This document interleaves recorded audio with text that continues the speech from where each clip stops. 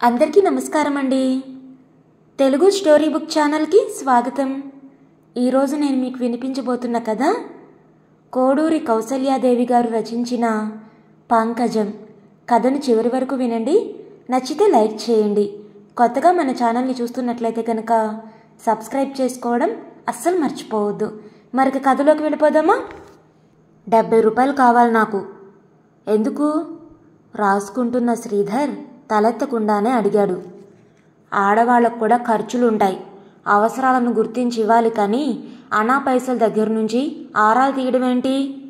విసుగ్గా వెళ్ళి కిటికీ దగ్గర నిల్చుంది పంకజం. రాత ఆపు చేసి సాలోచనగా అటు చూశాడు శ్రీధర్. అవసరమేమిటి అన్నాను కానీ అవసరం ఉండదని లేదు పంకజ. ఏమైనా రహస్యమా? అసలే కోపంగా ఉన్న పంకజ వదనం మరింత కోపంతో అరుణిమ దాల్చింది. ఎగతాళి అనవసరం. రహస్యం ఏమిటి మీ దగ్గర? నా స్నేహితురాలు నిర్మల పెళ్ళి, అందుకు. అయితే ఏకంగా 70, 80 దేనికి? మరీ అంత ముఖ్య స్నేహితురాలు కాదేమో. అంత విలువైన బహుమతి ఇవ్వాలా? ముఖ్యురాలు కాకపోయినా కావలసిందే 25-30లో ఏదైనా బహుమతి. మిగిలినవి ప్రయాణం ఖర్చులు. ఒక్క క్షణం మాట్లాడలేదు శ్రీధర్. అయితే ఇలా అడగడంలో నీ ఉద్దేశం ఏమిటి పంకజ? మన ఆదాయ వ్యయాల సంగతి నీకు తెలియంది కాదుగా అన్నాడు కడుకు నెమ్మదిగా. నేను డబ్బు అడిగినప్పుడల్లా ఇలా ఆదాయ వ్యయ పట్టిక ఏకరువు పెట్టడంలో మీ ఉద్దేశం ఏమిటి? మన జీవితాంతం ఈ సమస్యలుండేవే. స్నేహితురాలి పెళ్లి మాత్రం ఒక్కసారే వస్తుంది. పంకజం కంఠస్వరం తీవ్రంగా ఉంది. నాకు ఆ సమస్యలన్నీ అనవసరం. అదొక మాదిరిగా తల పంకిస్తూ నవ్వాడు శ్రీధర్. నాకు పరిస్థితులు అర్థమయ్యే వరకు బోధించవలసిందే. నువ్వు అనవసరం అన్నంత మాత్రాన వదిలిపోవు. మన పరిస్థితులకు అనుగుణంగా మనం నడుచుకోవాలి గాని గగన కుసుమాలను ఊహాలోకంలో దండగొచ్చడం వరకే. ఆ మాల మన కంఠాన్ని అలంకరించడం ఈ ధోరణిలో అసాధ్యం. ఆశ్చర్యంగా ఇటు తిరిగింది పంకజం. 70 రూపాయలు అడగడం అందరాన్ని ఫలానాశించడమే అన్నమాట. అంత మాత్రానికి కూడా నోచుకోలేదా నేను? పరీక్షగా చూశాడు శ్రీధర్. వంటగదిలో అమ్మతో గాని ఏమైనా ఘర్షణ పడొచ్చావా? ఏదో ఆవేశంలో ఉన్నట్టున్నావు. అవును, అణిగిమణిగి పడేవాళ్ళుంటే మీ అమ్మ చెప్తారు, మీరు చెప్తారు. ఇంతకు ఇస్తారా ఇవ్వరా? శ్రీధర్ ఓర్మి నశించింది. ఇవ్వనండం కాదు పంకజ.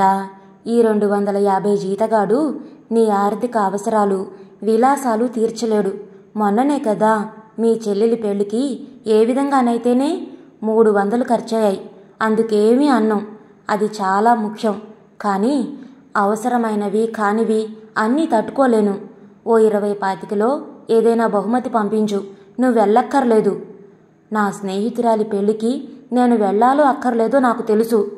అంతలో 3 ఏళ్ల కొడుకు రఘు అటుగా రావడంతో సంభాషణ ఆగింది. అమ్మా ఎత్తుకో. చేతులు చాపుతూ ముందుకు వెళ్ళాడు.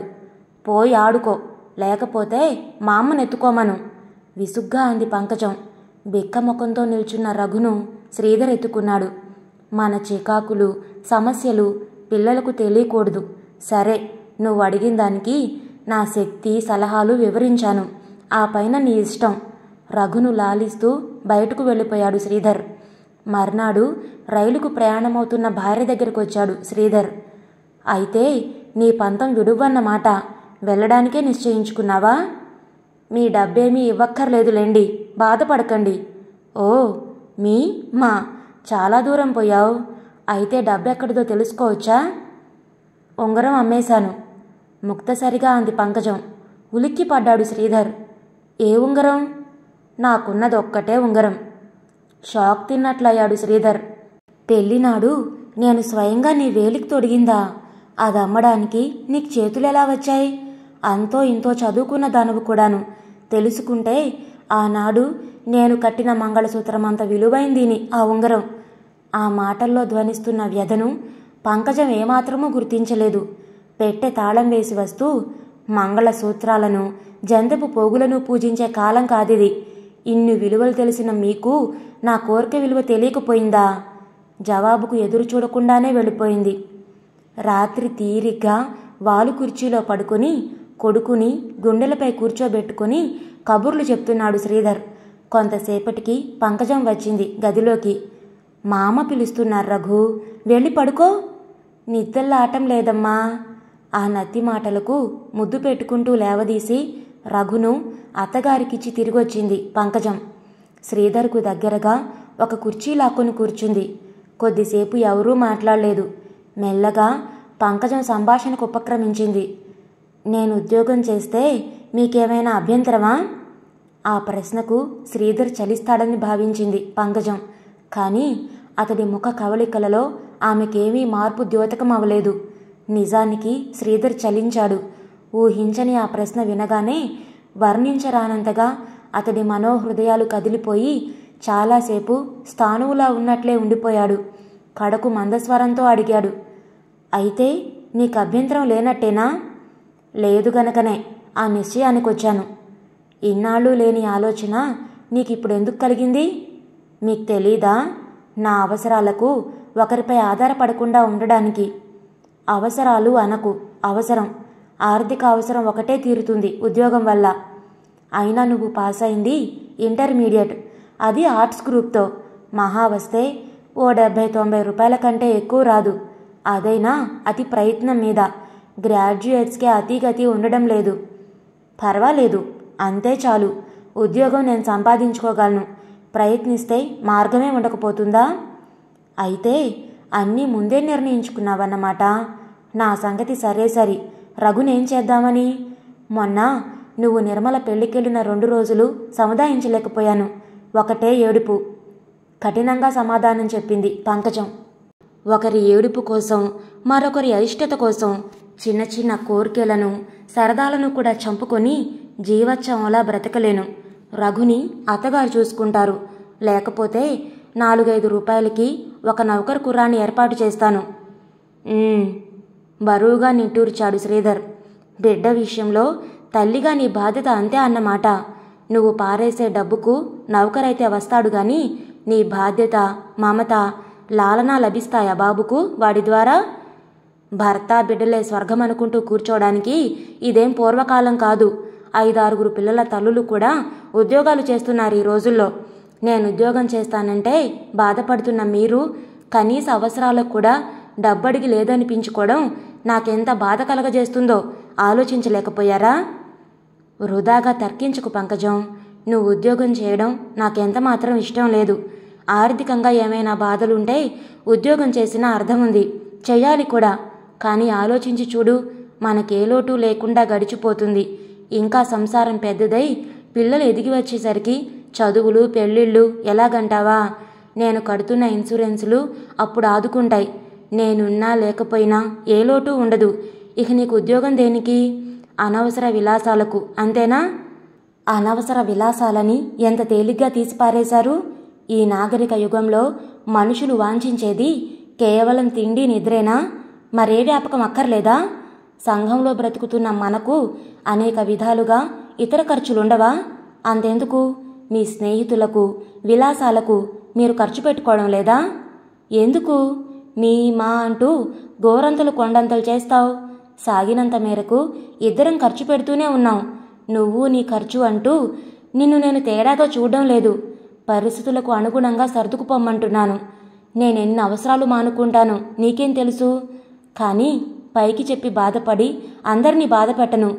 ఈ భూమి మీద పుట్టిన మానవులందరికీ ఏదో లోపం, బాధ ఉంటూనే ఉంటాయి. దైవకృప వల్ల మనకున్న ఆర్థిక లోపం అంతగా విచారించవలసింది కాదు. మిగిలిన అన్ని విషయాల్లోనూ ఎంతో హాయిగా, సంతృప్తిగా గడిచిపోతుంది. అంచేత సంతోషంగా ఉండు, ఏ దిగులు పెట్టుకోకు. నా శక్తి మేరకు నీకే లోపం రానివ్వను. ఇవన్నీ నేను ఆలోచించకపోలేదు. డబ్బు అవసరమై చేతిలో విధి ఉండి ఎందుకు చేతులు ముడుచు కూర్చోవాలి? కుర్చీలో పడుకున్న శ్రీధర్ లేచి తిన్నగా కూర్చున్నాడు. చూడు పంకజం, అది నువ్వు చిన్న విషయంగా మాట్లాడుతున్నావు. కానీ అందులో ఎన్ని సాధక బాధకాలుంటాయో. ఒక్క ఆర్థిక సమస్యను తీర్చే ఆ స్త్రీ ఉద్యోగం ఎన్ని ఇతర సమస్యలను నెత్తిన రుద్దుతుందో నువ్వు ఆలోచించడం లేదు. జీతం కట్టి 1000 మంది మగవాళ్ళున్న కాలేజీలో చదువుకోవడం వేరు. జీతం అందుకోవడానికి 10 మంది పురుషుల మధ్య కూర్చొని స్త్రీ ఒక అధికారి క్రింద పనిచేయడం వేరు. ఎంత ప్రగతి సాధించామనుకున్నా 10 మందిలో తిరిగే స్త్రీని గౌరవ మర్యాదలతో చూడగల సంస్కారం అందుకోలేదు ఇంకా మన దేశం. ఇదొక సంధియుగం. అటు ప్రాత పూర్తిగా వదల్లేదు, ఇటు క్రొత్త పూర్తిగా జీర్ణం కాలేదు. ఈ పాత క్రొత్తల మేళవింపు వల్లనే అనేక సమస్యలు తలెత్తుతున్నాయి. అయినా మనం ఆపలేం. ఒకనాటికి ఆ పరిస్థితులు వచ్చి తీరుతాయి.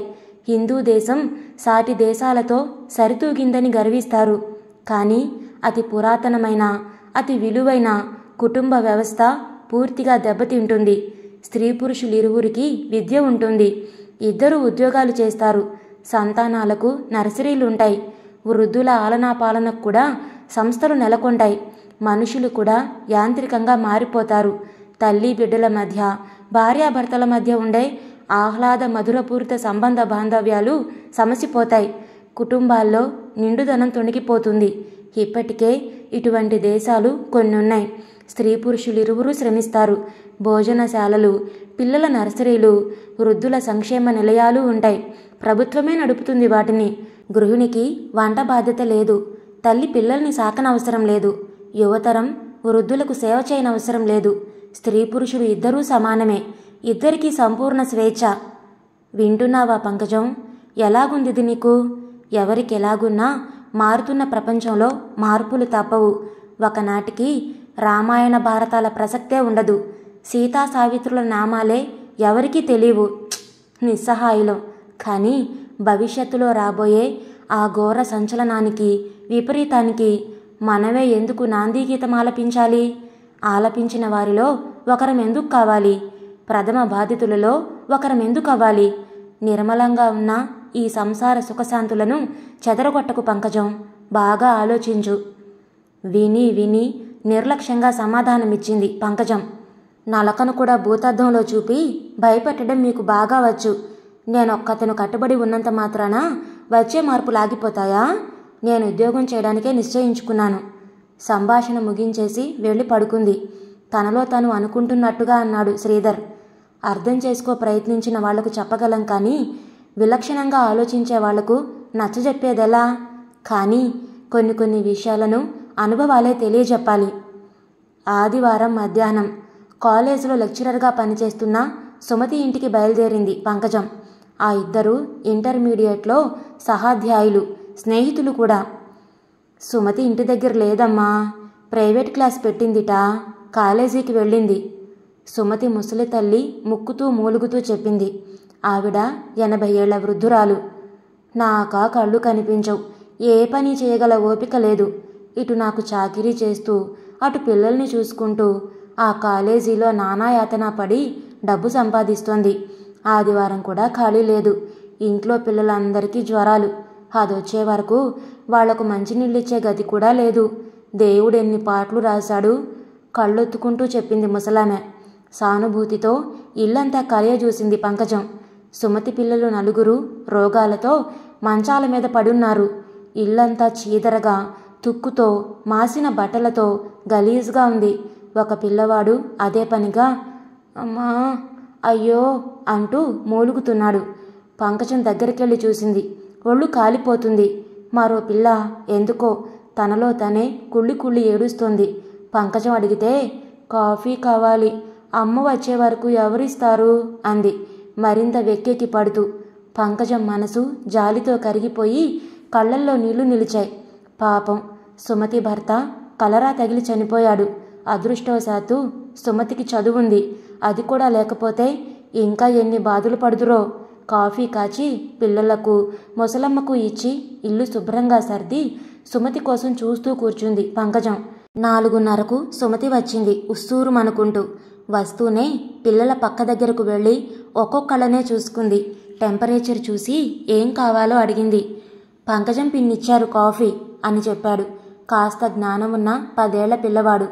నీకు కూడా ఉంది ఆ ఫ్లాస్కులో, తీసుకో అంది పంకజం. థ్యాంక్స్, దా ఇద్దరం తీసుకుందాం అంటూ సుమతి పంకజం పక్కన కూర్చుంది. చూస్తున్నావా నా అవస్థ? ఆయన ఉన్నన్నాళ్ళు ఎంత సౌఖ్యంగా గడిచిపోయిందో. అన్ని పాటలు పడుతున్నాను. దేవుడికి నాపై దయలేదు. ఈ పిల్లల్ని చూసుకోవాలి, చచ్చేలా చాకిరీ చేసుకోవాలి. అటు కాలేజీలో చచ్చేట్టు అరిచి పాఠం చెప్పాలి. అదైనా మర్యాదగానా? ఒకడు కుక్క కూత, మరొకడు గాడిదరుపు, ఇంకొకడు ఇకిలించడం. ఒక్క అవస్థ కాదు. పరీక్షలు దగ్గరకు వస్తున్నాయి. కోర్సు అవ్వలేదని మొన్న చీఫ్ పిలిచి వ్యాఖ్యానించాడు. ఏదో ఒక అల్లరి ఆర్భాటం చేస్తూ ఈ స్టూడెంట్సు కోర్సు అవ్వనివ్వరు, పాఠం జరగదు. వాళ్ళను గట్టిగా ఏమైనా అంటే స్ట్రైక్లు. దాంతో ఇటు స్టూడెంట్స్కు లోకువే, అటు లెక్చరర్స్కు లోకువే. గతిలేక చేయడం కానీ లెక్చరర్, ప్రొఫెసర్, ఆఫీసర్ అంటూ పెద్ద గంభీరంగా వినిపిస్తాయి ఈ ఉద్యోగాలు. నిజానికి అవన్నీ ఒక రకం కూలి పనులే. ఈ పిల్లలంతా ఫ్లూ జ్వరంతో పడి ఉన్నారు. వేరే చూసే దక్షత లేదు. అయినా చచ్చినట్టు ప్రైవేట్ క్లాస్ పెట్టి చెప్పొచ్చాను. ఇప్పుడు వచ్చానా ఆసుపత్రికి పోయి మందు తేవాలి, బజార్కి పోయి ఏమైనా పళ్ళు కూరలు తెచ్చుకోవాలి, ఇంటికొచ్చి మళ్ళీ ఇంటెడు చాకిరీ చేసుకోవాలి, తెల్లారి కాలేజీలో కోతులకు చెప్పబోయే పాఠం కాస్త చూసుకోవాలి. కర్మ. ముఖం కొట్టుకుంది సుమతి. పంకజం చూడకుండా అటు తిరిగి కళ్ళు తుడుచుకుంది. ఈ పిల్లలు కాస్త ఎదిగి వచ్చేదెప్పుడో, నా పాటలు తీరేదెప్పుడో గాదిగతికంగా అంది. పోనీ ఒక వంట మనిషిని పెట్టుకుంటే అడిగింది పంకజం. ఆ సౌభాగ్యమూ అయింది. ఒక ఆమె ఇంట్లో నెల్లాళ్ల పాటు వచ్చే సరుకులన్నీ వారం రోజులకే అయిపోయాయనేది. ఇంటికి పట్టుకుపోయేదో దుబారా చేసేదో తెలీదు. మరొకడు 2 రోజులు చేసి రేడియో పట్టుకు చక్కా పోయాడు. ఇక హడలిపోయి వంట వాళ్ళ పేరెత్తడం మానేశాను. కొంచెంసేపు కూర్చుని వెళ్ళిపోయింది పంకజం. సుమతి ద్వారా ఉద్యోగ ప్రయత్నం చేద్దామనుకున్న ఆమె ఉద్దేశం సుమతి కుటుంబ స్థితి కళ్ళారా చూశాక, సుమతి కష్టసుఖాలన్నీ చెవులారా విన్నాక మనసులోనే సమాధైపోయింది. సుమతి ఏమైనా ఉద్యోగం ఇప్పిస్తానందా అని అడిగాడు శ్రీధర్ రాత్రి. నేనందుకు వెళ్ళలేదు అంది పంకజం ముక్తసరిగా. దీపావళికి రమ్మని మామగారు ఉత్తరం రాశారు అని లెటర్ అందించాడు ఒకరోజు శ్రీధర్. అందుకొని ఆత్రతగా చదువుకుంది పంకజం. పండక్కి మా పెద్ద చెల్లెలు కూడా వస్తోందిట, మరెప్పుడు వెళదాం? వారం రోజులే ఉంది అంది ఒక విధమైన ఉత్సాహంతో. అందుకు సమాధానం అత్తగారి నుంచి వచ్చింది. ఈ మధ్యనేగా చెల్లెలు పెళ్లికి వెళ్ళి నెల్లాళ్ళు ఉండొచ్చావు. పుట్టింట్లోనే కాదు పండగ, ఇక్కడా ఉంది. ఓసారి స్నేహితురాలి పెళ్ళి, మరోసారి చెల్లెలి పెళ్ళి, ఇంకోసారి పండగ అంటూ తిరగడమేనా ఏమిటి అస్తమానం? శ్రీధర్ మెల్లగా లేచి వెళ్ళిపోయాడు. ఆఫీస్ టైం అయింది అంటూ. చరుణ కోపం వచ్చింది పంకజానికి. ప్రతిదానికి అందరి సలహాలు అనవసరం. నా పుట్టింటికి నేను వెళ్ళడానికి కూడా నీతి బోధలేనా? జయమ్మ అసలే ముక్కోపి. ఒక్క దీపావళికే పోయి శాశ్వతంగా అక్కడే పడుండు అని దర్జాగా అక్కడి నుంచి లేచి వెళ్ళిపోయింది. పంకజం ముఖం కోపంతో జేవురించింది. సుడిగాల్లా వెళ్ళింది భర్త గదిలోకి. తలదూవుకుంటున్న శ్రీధర్ అద్దంలో భార్య ప్రతిబింబం చూసి కూడా చూడనట్లే ఊరుకున్నాడు. ఇంకొక్క క్షణముండని ఇంట్లో ఒక్క గావుకేక పెట్టింది పంకజం. గమనించినట్లే టై కట్టుకోసాగాడు శ్రీధర్. మీకే చెప్పేది వినబడ్డం లేదు? ఉడుకుమోత్తనంగా అరిచింది తిరిగి. ఏమిటి అన్నాడు శ్రీధర్ తల తిప్పకుండానే తాపీగా. అద్దంలో చూస్తూనే ఉన్నాడు ఆమె రౌద్రాకారం. ఏమిటట ఏమిటి? ఏమి ఎరగనట్టు. పండక్కి పుట్టింటికి వెళతానంటే శాశ్వతంగా పుట్టింట్లోనే ఉండమనే మనిషి ఎక్కడా ఉండదు. నాకేం బెదిరింపా? మహారాణిలా ఉంటాను. ఈ దరిద్రమూ తప్పుతుంది. నన్ను భరించలేనంత బీదది కాదు నా పుట్టిల్లు. తప్పు బీదింట్లో దానివైతే నన్నెలా కొనుక్కుంటావు ఇన్ని వేలు పోసి? తర్వాత ఆలోచిద్దాం కానీ భోజనం చేద్దాం నడు. ఆకలి జాస్తైన కొద్దీ తెలివి నాస్తిట. ఇంకా భోజనం పడక మాంచి జోరుగా ఉంది ధోరణి. భార్య చేయి పట్టుకున్నాడు నవ్వుతూ. నేను రాను. చెయ్యి విదిలించుకుని వెళ్ళి పెట్టె సర్దుకోసాగింది. కోపంగా ఉన్నా అందంగానే ఉన్నావు సుమా. నీకు సత్యభామ పేరు పెట్టవలసింది అసలు. నవ్వుతూ పరిస్థితి తేల్చేయ చూశాడు శ్రీధర్. కానీ పంకజం ఆ హాస్యమేమీ పట్టించుకోలేదు. వెంకమ్మ, చాకలింటికెళ్ళి బట్టలు ఉతికినా సరే లేకున్నా సరే పట్టుకొచ్చేయి అని పని మనిషికి ఆజ్ఞాపించింది. పరిస్థితి విషమించిందని గ్రహించాడు శ్రీధర్. దగ్గర కూర్చుని బ్రతిమాలుతున్న ధోరణిలో అన్నాడు. చూడు పంకజం, ఏమిటి తొందరపాటు? వయస్సు అధికమైన కొలది చాదస్తులవుతారు. నీకావిడతో వాదనెందుకు? వెళ్ళాలని ఉంటే నేను పంపను. చాలా సంతోషం. నాకు మీ అధికారాలు వద్దు, మీ దయాధర్మాలు వద్దు. 4 ఏళ్లు భరించాను. ఇక నా వల్ల కాదు. నా దారి నన్ను చూసుకొనియండి. పెట్టె సర్దుకుంటూనే స్థిరంగా అంది పంకజం. సరే నీ ఇష్టం. ప్రస్తుతం ఏం చెప్పినా వినేట్టు లేవు. ఆఫీస్కి వెళ్ళిపోయాడు. 11 గంటలకు ఆఫీస్ ప్యూన్ వచ్చి ఒక కవర్ ఇచ్చాడు పంకజానికి, అయ్యగారిమ్మన్నారు అంటూ. అప్పటికామె ప్రయాణానికి సిద్ధమైపోయి రఘును ముస్తాబు చేస్తోంది. కవరు విప్పింది. 5 10 రూపాయల నోట్లు. ఎవరి దగ్గరో బదులు తీసుకొని పంపించాడన్నమాట. ఈ పని ముందే చేస్తే ఎంత బాగుండును. ఇప్పుడెందుకు? మిమ్మల్ని రైలుకు పంపి రమ్మన్నారండి అన్నాడు బండ్రోతు. అవసరం లేదు, నువ్వు వెళ్ళొచ్చు. ఈ కవరు కూడా వారికే ఇచ్చేయి. వాడు నిర్ఘాంతపోతూ వెళ్ళిపోయాడు. వీధిలో జట్కా నిల్చుంది. పెట్టెలు బండిలోకి ఎక్కుతున్నాయి. అంతలో రిక్షాలో దిగాడు శ్రీధర్. జయమ్మ మనసు కాస్త కుదుట పడింది. స్లిప్పర్ తొడుక్కుంటున్న పంకజం కళ్ళు గర్వంగా మెరిశాయి తన పట్ల అతడికున్న విధేయతకు. ఇలా నిల్చున్న పలానా ప్రయాణమైంది, కోపగించిందా అడిగింది జయమ్మ కొడుకుని. అబ్బే లేదమ్మా, నేనే పంపిస్తున్నాను. పోనీ పండగని వాళ్ళు రాశారు కదా, 10 రోజులుండొస్తుంది సర్ది చెప్పేశాడు. ఆ మాటలు విన్న పంకజం కొద్దిగా బాధపడింది. ఇంత ఉత్తముడి మాటన పెడచెవిని పెట్టిపోతున్నాను. వేస్తున్న కాలు వెనక్కి తీసుకుంది. ఏ రెడీయేనా అన్నాడు శ్రీధర్ భార్యను ఉద్దేశించి. కరుగుతూ ఉన్న పంకజం మనసు మళ్ళీ బిగిసిపోయింది. ఆ అంది పెడసరంగా. వెళ్ళి బండెక్కి కూర్చుంది. మనవణ్ణి అందిస్తూ, బిడ్డ జాగ్రత్తమ్మా, వేళాపాలా నీళ్లు పాలు చూస్తుండు అంది జయమ్మ. పంకజం మాట్లాడలేదు, వెళుతున్నట్టు చెప్పలేదు. వెయిటింగ్ రూంలో కూర్చోబెట్టి టిక్కెట్లు కొని టిఫిను కాఫీ పట్టించుకొచ్చాడు శ్రీధర్. చేతిలో ఉన్న చామంతి దండ అందివ్వబోయాడు. అక్కర్లేదంటూ ముఖం తిప్పుకుంది పంకజం. లోపల మహా కష్టంగా ఉంది శ్రీధర్కు. కానీ పైకి చాలా శాంతంగా నవ్వుతూనే ఉన్నాడు. పువ్వులు బలవంతంగా జల్లో పెట్టాడు. కానీ కాఫీ మాత్రం ఎంత ప్రయత్నించినా త్రాగించలేకపోయాడు. ప్యూన్ను పొమ్మన్నావని నేనొచ్చాను అన్నాడు సంభాషణ ప్రారంభిస్తూ. పంకజం ఏమీ అనలేదు. ముఖం మాత్రం చంద్రకాంతలాగుంది. పెట్టె తాళం ఒకసారి ఇస్తావా అడిగాడు. ఓ చూసుకోండి, మీవేం తీసుకుపోవడం లేదు. తాళం ఇచ్చి బాత్రూంలోకి వెళ్ళిపోయింది. కానీ ఆ సమయంలో అతడి వదనం గనక చూసి ఉంటే అదిరిపోయేదే.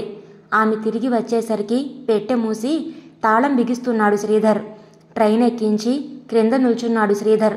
పర్సులో నుంచి 50 రూపాయలు తీసి, ఇవి ఉంచు, తర్వాత ఇంకా పంపిస్తాను అన్నాడు. ఆమె చెయ్యి చాపలేదు, తీసుకోలేదు. అసలింక నేను అక్కర్లేదా పంకజం? పూర్తిగా తెగతెంపులు చేసుకు వెళుతున్నావా? పంకజం మాట్లాడలేదు. అప్పటికే కంపార్ట్మెంట్లో అందరి దృష్టిని ఆకర్షించారు. చక్కటి ఈడు జోడు అంటుంది ఓ ముసలమ్మ. ఇక విసుగనిపించింది శ్రీధర్కు. పంకజం, పండక్కు వెళుతున్నావంతే. ఎన్నాళ్ళు ఉండాలనుకుంటే అన్నాళ్ళు ఉండిరా. మరో భావం గాని కోపం గాని పెట్టుకోకు. మరో నెలైనా సరే, ఏడాదికైనా సరే, లేక రేపే అయినా సరే, రావాలనిపించగానే నిస్సందేహంగా రా. నీకోసం, రఘు కోసమే ఎదురు చూస్తూ ఉంటాను. డబ్బు రఘు షర్టు జేబులో ఉంచి త్వరగా వెళ్ళిపోయాడు. అల్లుడుగారు రాలేదమ్మా పంకజం. బావ రాలేదేం చెల్లాయ్? బావేడక్కయ్యా? అన్నగారు రాలేదటమ్మా పంకజం.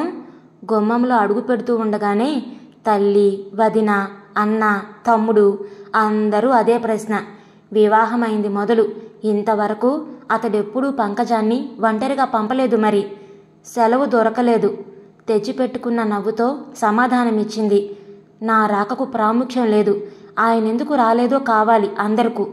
లోలోన విసుక్కుంది. ఆ సాయంత్రం గదిలో పడుకున్న పంకజం దగ్గరకు వచ్చి, నాన్న కావాలి అని ఏడవసాగాడు రఘు. పంకజం అభిమానం మరింత దెబ్బతింది. ఈ వెధవ కూడా ఆయనే కావాలి, నేనక్కర్లేదు అనుకుని అలాగే పడుకుంది లేవకుండా. ఏమిటో మనసంతా వికలంగా ఉంది. అది భయమూ కాదు, విచారమూ కాదు. పంకజం వదిన లక్ష్మొచ్చింది గదిలోకి. రఘును ఎత్తుకొని ఊరుకోబెట్టి నౌకరికిచ్చి మళ్ళీ వచ్చింది.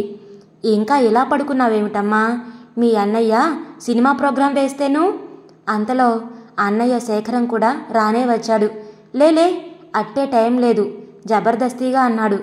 మళ్ళీ మేము రేపు సపత్నికంగా అత్తారింటికి దయచేయబోతున్నాం. పక్క వరండాలో పేపర్ చదువుకుంటున్న అనంతయ్య అన్నాడు కూతురునుద్దేశించి. వెళ్ళమ్మా పంకజం, మళ్ళీ నువ్వు వెళ్లేలోగా వాళ్ళొస్తారో రారో. సరదాగా వెళ్ళండి. రఘుని నాతో షికారుకు తీసుకెళ్తాన్లే. ఇక తప్పేటట్టు లేదని బలవంతంగా లేచింది పంకజం. రఘును ముస్తాబు చేయబోతుంటే వాడి సంగతి నేను చూసుకుంటానులేమ్మని తల్లి తీసుకుపోయింది. పంకజం హృదయం గర్వంగా నాట్యం చేసింది. ఎక్కడైనా నేల నడవనిస్తేనా? అత్తింటికి పుట్టింటికి ఎంత తేడా! భర్త అత్తగారు వచ్చి కాళ్ళు పట్టుకునే వరకు వెళ్ళకూడదనుకుంది. సినిమా నుంచి తిరిగి వచ్చేటప్పటికి రఘు అమ్మమ్మ పక్కలో పడుకొని నిశ్చింతగా నిద్రపోతున్నాడు. లేవదీయబోతుంటే, ఉండని అమ్మా, అక్కడెలాగూ తప్పదు, ఈ 4 రోజులైనా కాస్త సుఖంగా నిద్రపో అంది తల్లి. తృప్తిగా తన పక్క మీద వాలింది పంకజం.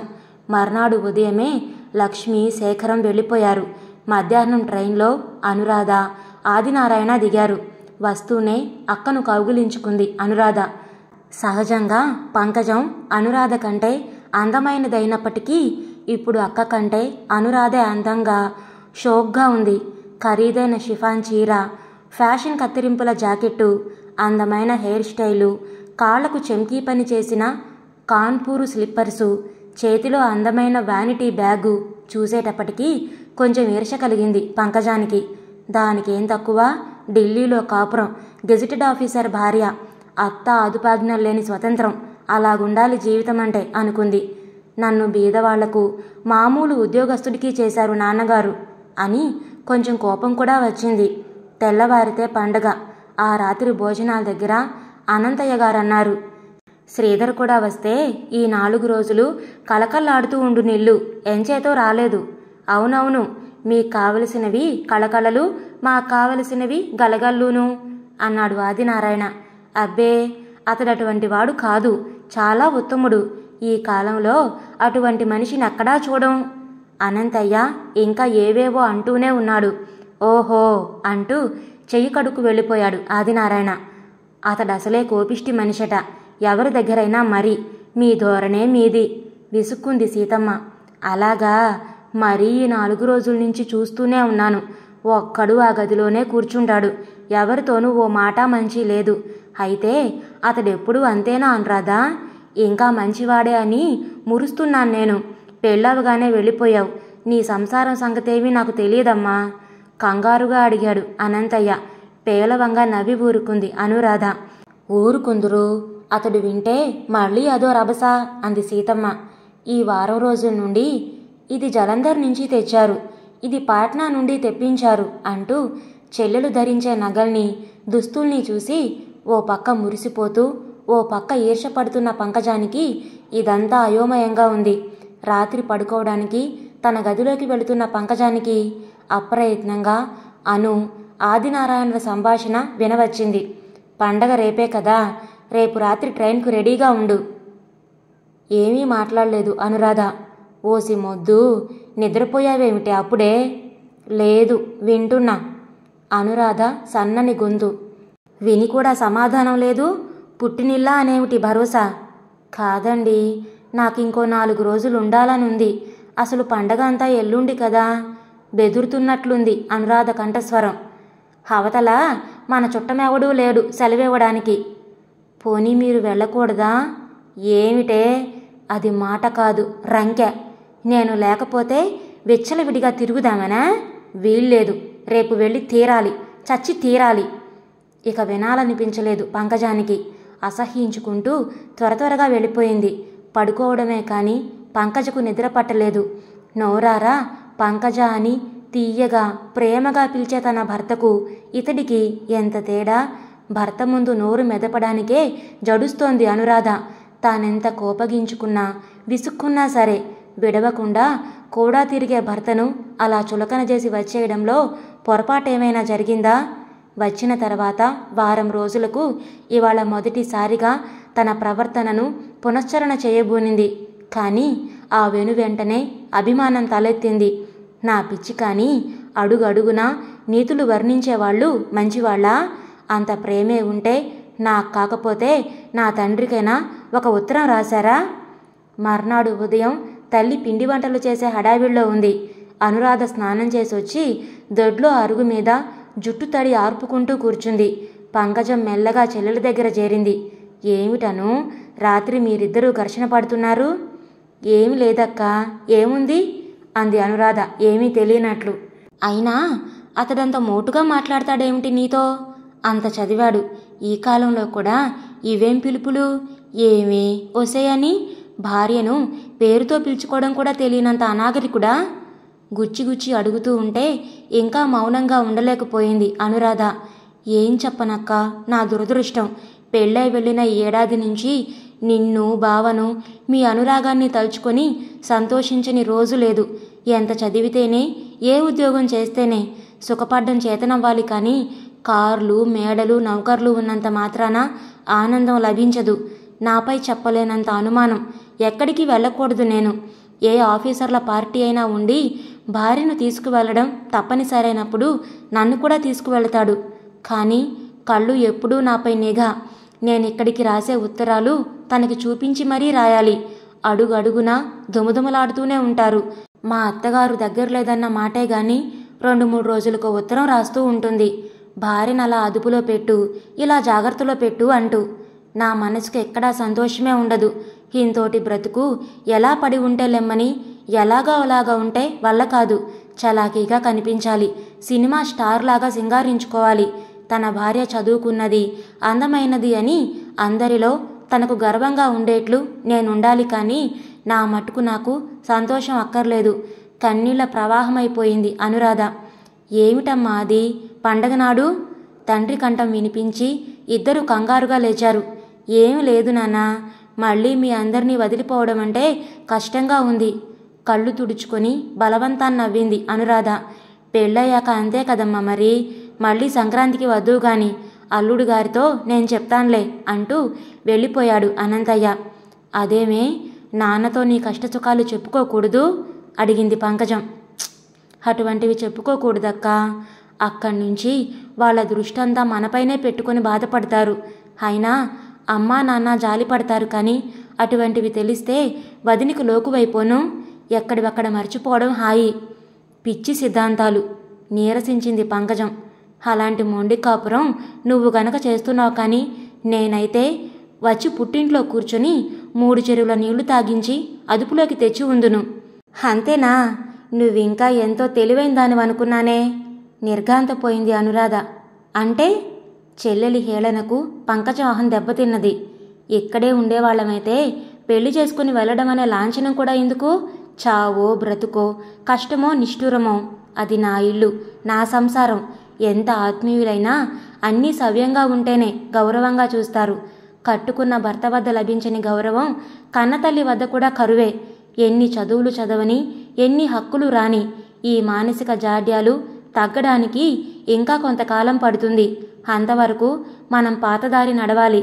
భర్తతో తెగతెంపులు చేసుకొని వచ్చినాడు ఈ అమ్మ ఆదరణ, నాన్న ప్రేమ, అన్నయ్య గారం, వదిన నమ్రత మచ్చుకైనా కనిపించవు. చివుక్కున లోపలికి వెళ్ళిపోయింది అనురాధ. కొయ్యబారిపోయింది పంకజం. అంత హీనంగా చూస్తున్న భర్తే సర్వస్వం అంటోంది అనురాధ. ఆదినారాయణతో పోల్చి చూస్తే తన భర్త దైవస్వరూపుడే. అటువంటి వ్యక్తిని చిన్న విషయానికే తాను తూలనాడింది. తాను చేసింది నిశ్చయంగా తెలివి తక్కువ పనే. చిన్నదైనా ఎంత తెలివైంది అనురాధ. అంతలో తల్లి కంఠం వినిపించింది వెనక నుంచి. ఏమే అలా కూర్చున్నావు ఎండలో? మీ ఆయన రాలేదనా? ఏం పని తగిలిందో ఏమో. పండగ కదా, ఆ పిల్లాన్ని కాస్త ముస్తాబు చేసుకోకూడదు? అలాగే లేదు. సిగ్గుపడుతూ లేచింది పంకజం. రఘును స్నానం చేయించమని నౌకర్కి అప్పగించి తాను బట్టలు తీయడానికి పెట్టె దగ్గర కూర్చుంది. కూర్చున్నదన్న మాటే కానీ మెదడేమీ పనిచేయడం లేదు. అర్ధరహితంగా పెట్టెలో దుస్తులన్నీ అటూ ఇటూ కెలకడం ప్రారంభించింది.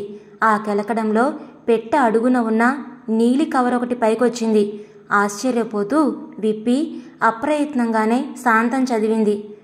డియర్ పంకజ, ఆఫీస్కి వచ్చానన్న మాటే కానీ ఆలోచనంతా నీ మీదే. చాలా ఆలోచించి ఈ పని చేస్తున్నాను. ఇప్పుడు నేనేం చెప్పినా వినేటట్టు లేవు. అందుచేత నా అభిప్రాయాలన్నీ రాసి నీ పెట్టెలో పెట్టదలుచుకున్నాను. బహుశా నీ కోపోద్రేకం తగ్గేసరికి ఇది నీ కంట పడగలదు. హిందూ కుటుంబాలలో సర్వసాధారణంగా జరిగే వాటికే నీకెందుకింత కోపం రావాలో నాకు తెలియడం లేదు. అమ్మ ఏదో సాధిస్తూ ఉంటుందనే నీకు కోపం. కానీ ధనవంతుల పిల్లవు, చదువుకున్న దానవు అని ఏ పని చేయనీయకుండా భోజనం వడ్డించి వంటగదిలోకి పిలిచే అత్తగారులు మన భారతదేశంలో ఎందరున్నారంటావు? ఒక మంచికి ఒక చెడు ఉంటూనే ఉంటుంది మానవ మాతృల్లో. భరించాలి. ఏ స్త్రీకైనా సరే. పుట్టినిల్లు కుబేరవనం కానీ, కుచేల గృహం కానీ. వివాహపూర్వం పుట్టిల్లు వేరు, వివాహానంతరం పుట్టిల్లు వేరు. నువ్వక్కడ పుట్టి పెరిగావు. ఆ బంధాన్ని పురస్కరించుకొని అక్కడ 4 రోజులుండి రావలసిన బంధువులే కానీ అక్కడ నీకేమీ అధికారం లేదు. ఇది నీ ఇల్లు, నీ అధికారం చెల్లుతుంది. ఇహ ఎవరి మీద నువ్వు కోపగించి వెళ్ళేది? అత్తగారులు అధికారం చలాయించడం ఎక్కడా లేదు. అది అధికారం కాదు. అధికారాలు చేతులు మారేటప్పుడు కలిగే సంచలనం. జీవితంలో అన్ని సుఖాలు లభ్యమవడం లేదని, ఏదో వెలితి ఉందని నీకు అనుమానం కానీ ఆలోచించి చూడు. నీ అంత అదృష్టవంతులు ప్రపంచంలో బహుస్వల్పం. నీకు ఏ లోటు లేదు. ఒక్క ధనిక వర్గపు దర్జాలు తప్ప అది లేదు ఇది లేదు అనే అసంతృప్తిని పెంచుకోవడం కంటే ఉన్నవాని విలువను తెలుసుకొని సంతృప్తి పడ్డంలో గల సౌఖ్యానికి సాటి లేదు. నీకంటే ఎవరో ఎక్కువగా దర్జాగా ఉంటున్నారని నీ బాధ. కానీ ఏ జీవికి కూడా సంపూర్ణ సౌఖ్యం లేదని, ఏవో లోటుపాట్లు ఉంటూనే ఉంటాయని నువ్వు గుర్తించాలి. విద్యావతివైన నీకు దూరపు కొండల నునుపును గూర్చి, ఎండమావులను గూర్చి నేను బోధించనక్కర్లేదు. తీరని కోరికలేవో కరుడుగట్టి పెద్దవాళ్లను కఠినాత్ములుగా, ఛాందసులుగా తయారు చేస్తాయి. అందువల్ల వారి మాటలను పట్టించుకోకూడదు. నీకు ముఖ్యం నేను గాని మా అమ్మ కాదు. కోపంతో, అభిమానంతో వెళ్ళావు కానీ వాటిని కలకాలం నీ మనసులో కాపురం చేయనీకు. ఎప్పుడు రావాలనుకుంటే అప్పుడు నిస్సంకోచంగా నీ ఇంటికి నువ్వు రా. ఈ గృహ ద్వారాలు, నా హృదయ ద్వారాలు నీకు సదా సుస్వాగతం పలుకుతూ ఉంటాయి. నీ శ్రీధర్. పంకజం అభిమానం పశ్చాత్తాపంగా మారి దుఃఖరూపం దాల్చింది. ఆ రోజు స్టేషన్లో ఇందుకే అతడు పెట్టెతాళం అడిగాడు.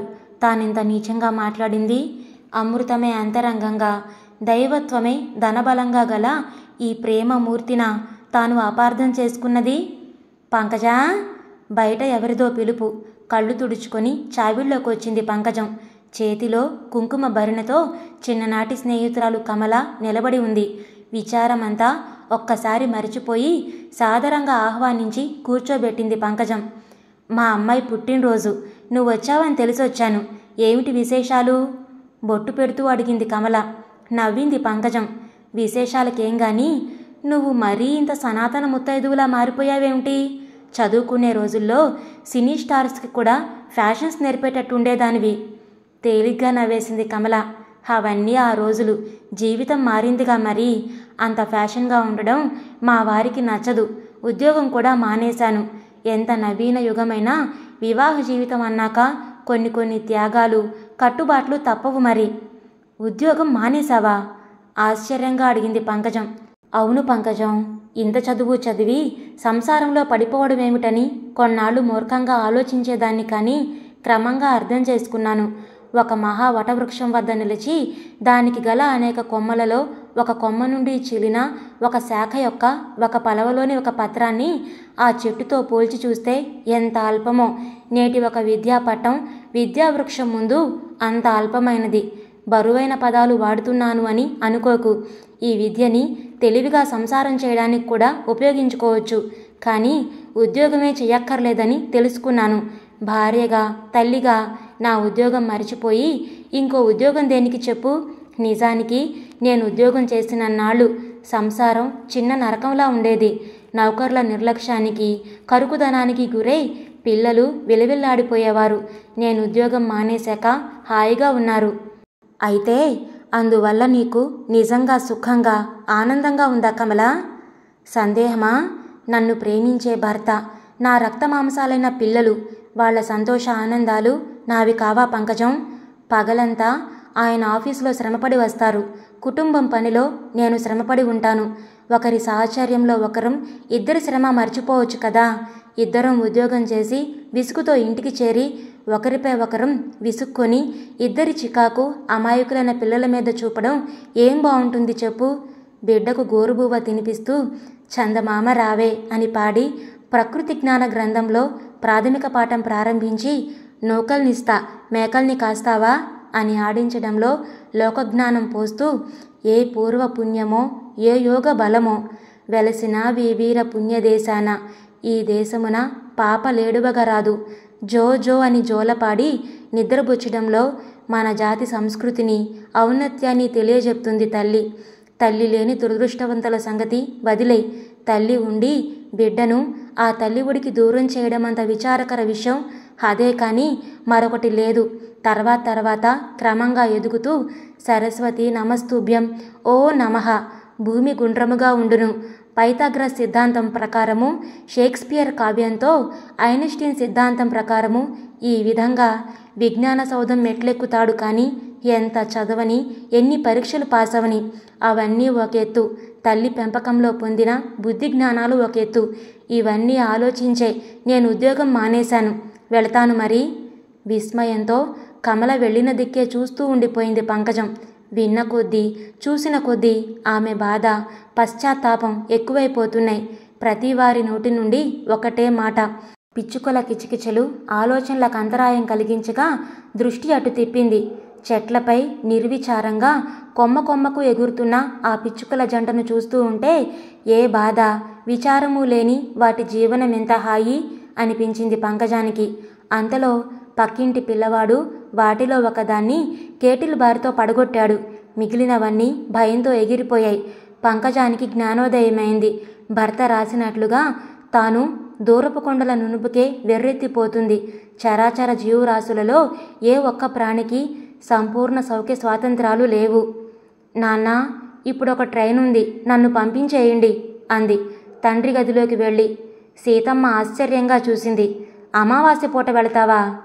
తెలివైన అనంతయ్య కూతురి స్థితి చిటికలో గ్రహించేశాడు.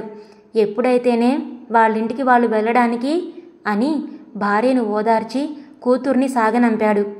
పంకజం బండి దిగుతూ ఉండగానే శ్రీధర్ చిరునవ్వుతో ఎదురొచ్చి రఘునందుకున్నాడు.